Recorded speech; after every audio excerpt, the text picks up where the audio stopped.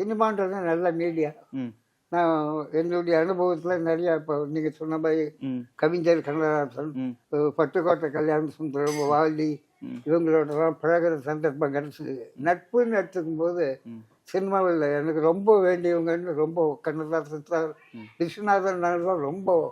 அதாவது MSV phone பண்ணுவார், ஃப்ரீயாக இருந்தால் சந்திரபாபு வருவார். ம் நான் சந்திரபாபு விஸ்வநாதன் 3 பேரும் மியூசிக்கு நிறைய கலெக்ஷன் வச்சிருப்பார் சந்திரபாபு.